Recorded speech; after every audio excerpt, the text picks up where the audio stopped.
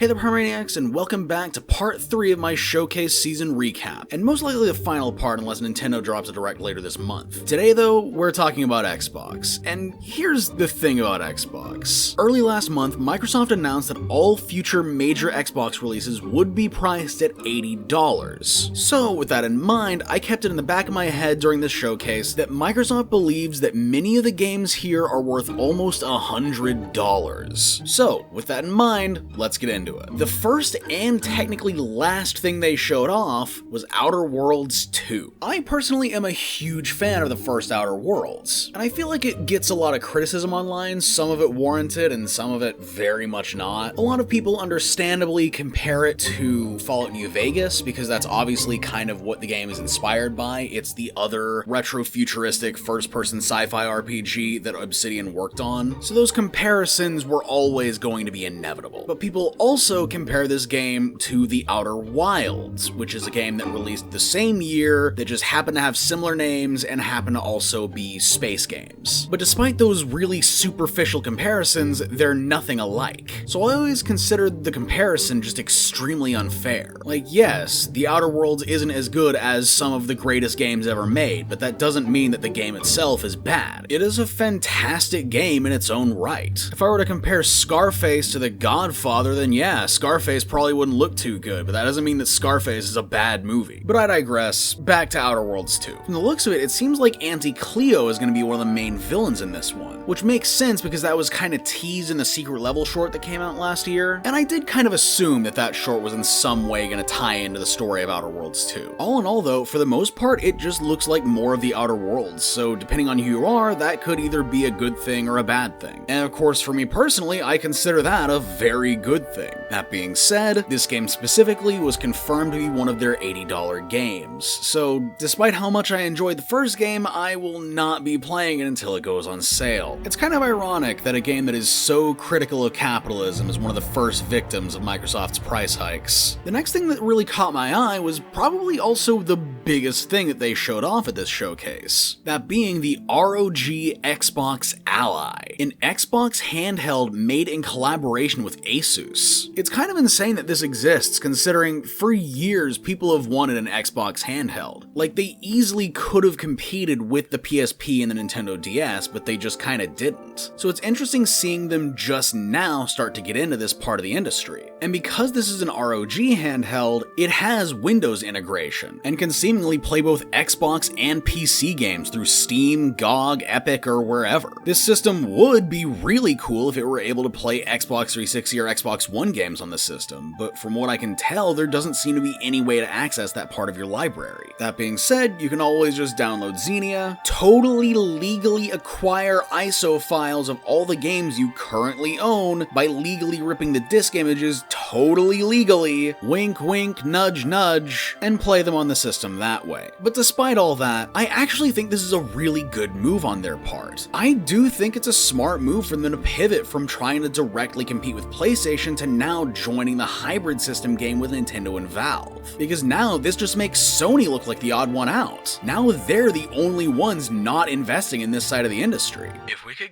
gaslight Sony into making a PS Vita 2, that would just be really funny. Also during the handheld announcement, they showed off Silksong. So that's something, I guess. They were even bold enough to claim that the game would come out at the same time as the Xbox Allies, so does that count as a release date confirmation? Next up we have Blood of the Dawnwalker, an open-world vampire RPG made by former Witcher devs, and you can tell. The whole aesthetic of this game is definitely heavily inspired by The Witcher. The game follows a Dampier that hunts other vampires like Blade or Bloodbrain. I just can't escape Bloodbrain. This one has potential to be cool, but I want to see more gameplay before saying for sure. If it can help tide me over until The Witcher 4, then it should be worth picking up. Something that really caught me off guard was Super Meat Boy 3D, a new Super Meat Boy with an isometric camera and 3D graphics. I don't really have much to say about this one, but it's been a while since we've seen a new Super Meat Boy, so it's cool to get a new one after all this time.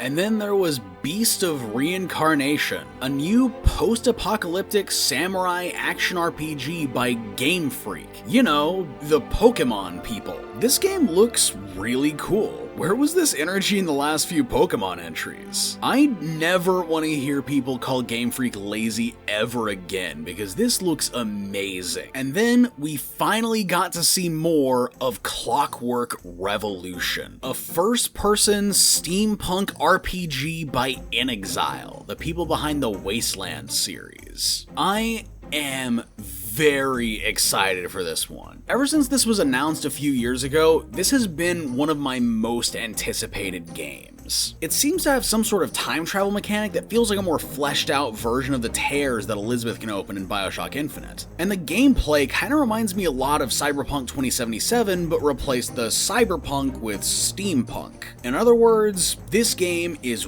right up my alley. I love retrofuturism, I love big expansive RPGs with a lot of freedom of choice. I can't stress enough how much it feels like this game was made specifically for me. This is the one game I've seen so far that I would definitely pay $80 for, solely because I've been wanting something like this for a very long time. I definitely wouldn't pay that much if that weren't the case though. Do not get the wrong idea. When I say this is the one game I would pay that much for, I mean this is the one game I would pay that much for. And then there was the surreal experience that was the announcement of There Are No Ghosts at the Grand, a Lovecraftian home renovation musical game?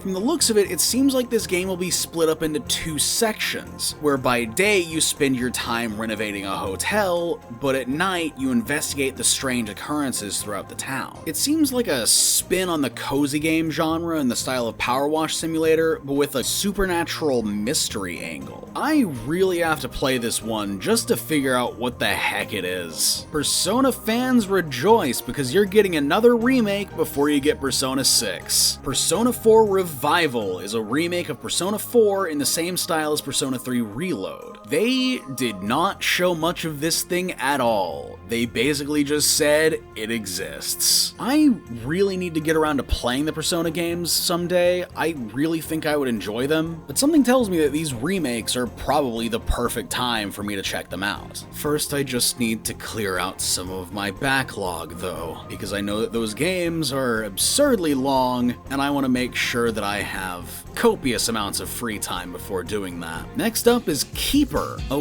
weird new game by Double Fine where you play as a sentient lighthouse. Or is it a bird piloting a lighthouse? It's not entirely clear. This is definitely Tim Schafer's specific brand of weird and whimsical, and I can't wait. Xbox made sure to cap off the showcase with one more exciting announcement for none other than Call of Duty.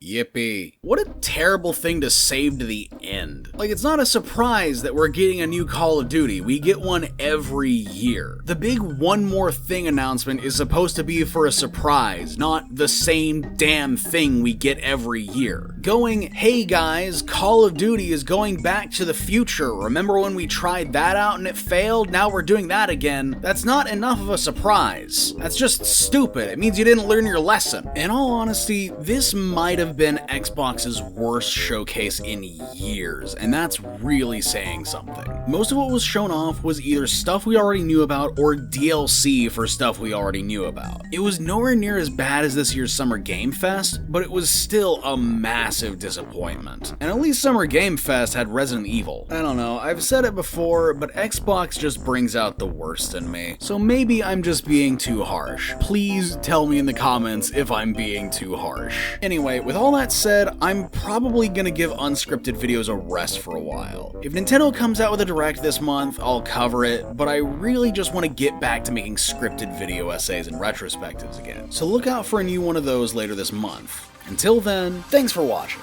If you like this video, leave a like and become a pyromaniac yourself by subscribing. Until next time, stay nerdy, my friends.